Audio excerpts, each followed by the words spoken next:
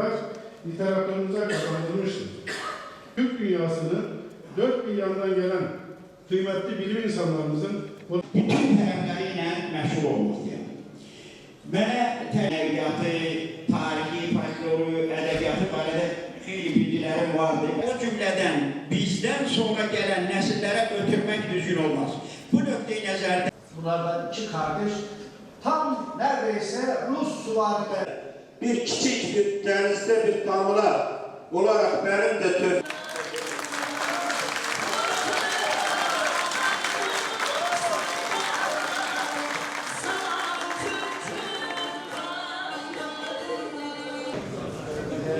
Sayın Başkanım çekiyoruz. Çekiyoruz efendim.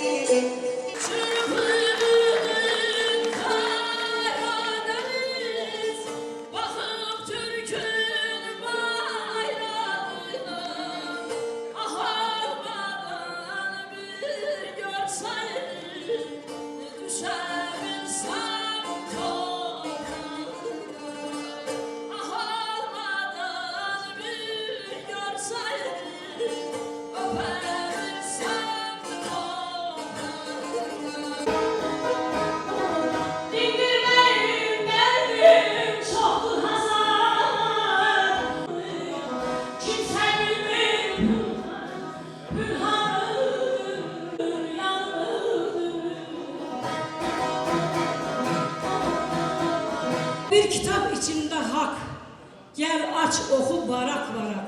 Niyazlı'dan tutsak sorak, harda Türk var, mən orada var. Ustada rəhmət, sizlere can sağlık.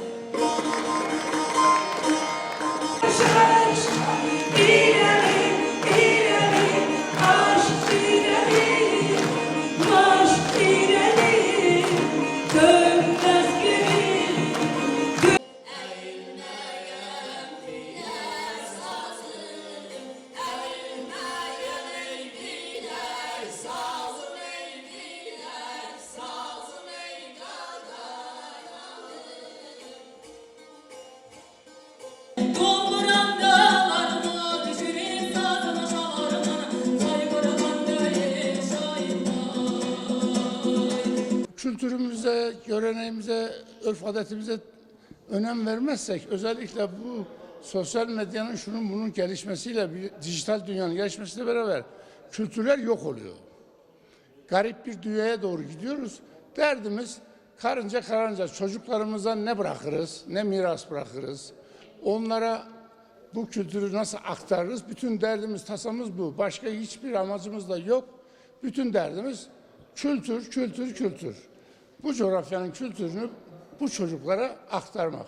Başka hiçbir gayemiz de yok. 13 kişilik bir akademisyen grubumuz var. Herkes kendi coğrafyasındaki o 15-20 yıllık birikimini bu kitaba aktardı. Gürcistan'dan, Kazakistan'dan, Azerbaycan'dan, İran'dan. Biz bir de bu kitapları Türkçenin dışında 3 dille daha bastırdık. İran'da Farsça bastırdık, dağıttık. Azerbaycan'da Azerbaycan diliyle bastırdık. Gürcistan'da da Gürcü diliyle bastırdık.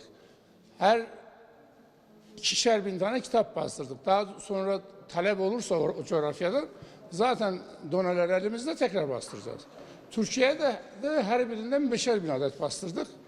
Şu anda 5'er binler sürekli tazeleyeceğiz. Talep oldukça. Anadolu'nun çeşitli bölgelerine, Sivas'a, Amasya'ya, bizim kendi coğrafyamızın Tokat'a yaşadığı bölgelere talepler var. Ağrı'da, Tutak'ta peyderpey kargo ile göndereceğiz. Sekreteriyamız onunla uğraşıyor artık.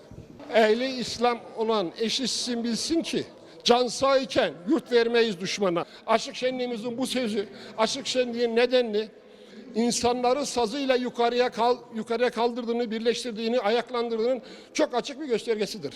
Azerbaycan, Gürcistan, İran'daki Karababak Türklerle bir bütünüz.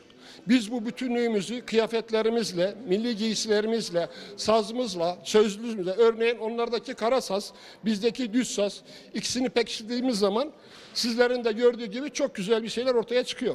Bizim Türkiye Cumhuriyeti Devleti'nin en önemli kültürel hazinesini kendisinde ihtiva eden bir ildir. Ve tapusu onun içinde çok değerlidir, çok kıymetlidir Kars'ın. Kars, Güney ve Kuzey Azerbaycan medeniyetini birleştiren, o muazzam Borçalı coğrafyasının ruhunu yansıtan ve 4.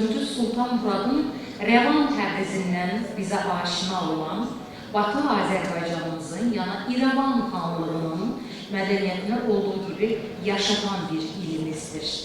Yani Kars bizim için geçmiş tarihimizin tümünün bir araya toplanmasıdır.